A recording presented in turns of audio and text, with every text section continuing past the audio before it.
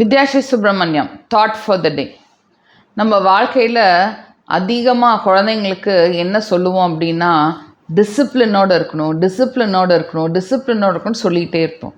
நம்ம மட்டும் சொல்ல மாட்டோம், ஸ்கூல்லேயும் இதே வார்த்தைகள் அவங்க சொல்லிகிட்டே இருப்பாங்க. ஸோ டிசிப்ளினுங்கிற வார்த்தை வந்து குழந்தைங்களுக்கு நிறையா தெரியும், ஆனால் அதோட எக்ஸாக்ட் அர்த்தம் தெரியாது. இந்த டிசிப்ளின் அப்படிங்கிறது வந்து தமிழில் வந்து ஒழுக்கம் அப்படின்னு சொல்லுவோம். ஸோ இந்த டிசிப்ளின்ங்கிற வார்த்தைக்கு ஒரு நிறைய அர்த்தம் இருக்குது. அதை தெரிஞ்சிக்கவே இல்லை. நானே இப்போ வந்து இதை உங்களுக்கு சொல்லும் போது தான் நான் வந்து இதை கற்றுக்கிட்டேன். ஸோ இந்த டிசிப்ளின் அப்படின்னா என்ன அப்படின்னா, அது ஒவ்வொரு வார்த்தைக்கும் ஒவ்வொரு அர்த்தம் இருக்குது. இந்த டிசிப்ளின் ஸ்பெல்லிங் என்ன? DISCIPLINE. இதுதான் டிசிப்ளின். ஓகேயா? ஸோ இந்த டிசிப்ளின் ஒவ்வொரு வார்த்தைக்கும் ஒவ்வொரு அர்த்தம் இருக்குது. அது எல்லாம் சேர்ந்து தான் இந்த டிசிப்ளின்ங்கிற வார்த்தையே வெளியே வந்திருக்கு. அதாவது ஒழுக்கம் அப்படின்னு சொல்கிறது ஒவ்வொரு வார்த்தைக்கும் ஒவ்வொரு அர்த்தம் இருக்குது. இந்த டி அப்படின்னா என்ன அப்படின்னு பார்த்தீங்கன்னா, டிசிப்ளினில் வர டிக்கு என்ன அர்த்தம்னா பார்த்தா டெடிகேஷன் அர்த்தம். டெடிகேஷன் அப்படின்னா அர்ப்பணிப்பு.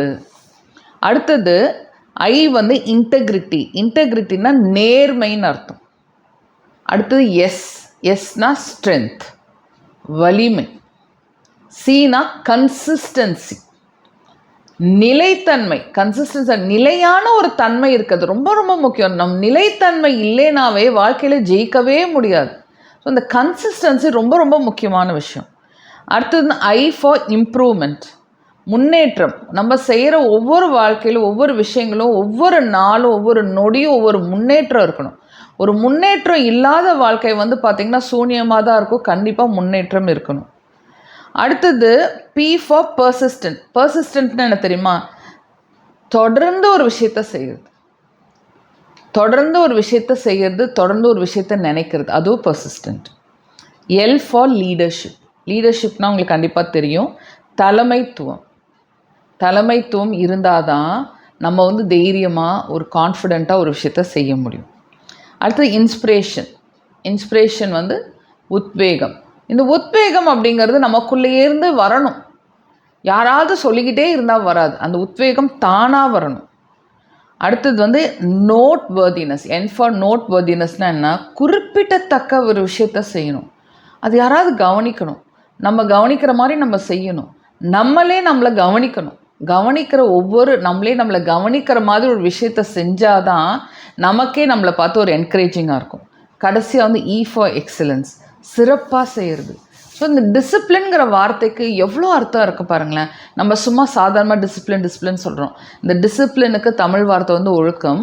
ஆனால் அந்த டிசிப்ளினோட ஃபுல் விளக்கத்தை தான் உங்களுக்கு சொல்லியிருக்கேன். இந்த விஷயத்தை ஒவ்வொரு விஷயமாக உங்கள் குழந்தைக்கு ஒட்டுக்கா டிசிப்ளின் அப்படின்னு சொல்லாமல் டி ஃபார் இது, ஐ ஃபார் இது, எஸ் ஃபார் இது ஒன்றொன்னா பிரித்து அதோட அர்த்தத்தை அவங்களுக்கு ஒரு மாரல் ஸ்டோரியாவோ அவங்களுக்கு ஒரு கதையாவோ சொல்லி கொடுத்தீங்க அப்படின்னா அவங்களோட ஒழுக்கம் வந்து அவங்க வாழ்க்கையில் மட்டும் முன்னேறதுக்கு ஹெல்ப் பண்ணாமல் சுற்றி இருக்கிறவங்களையும் அது வந்து பார்க்க வைக்கும். அவங்களோட ஒழுக்கத்தன்மை வந்து மற்றவங்களுக்கு ஒரு இன்ஸ்பிரேஷனாகவும் இருக்கும். ஸோ இந்த வார்த்தையை சாதாரணமாக எடுத்து சாதாரணமாக போக வேண்டாம், அதோட அர்த்தத்தை புரிஞ்சுக்கோங்க. டிசிப்ளின்ங்கிற வார்த்தை ரொம்ப அழகான வார்த்தை. ஓகேயா?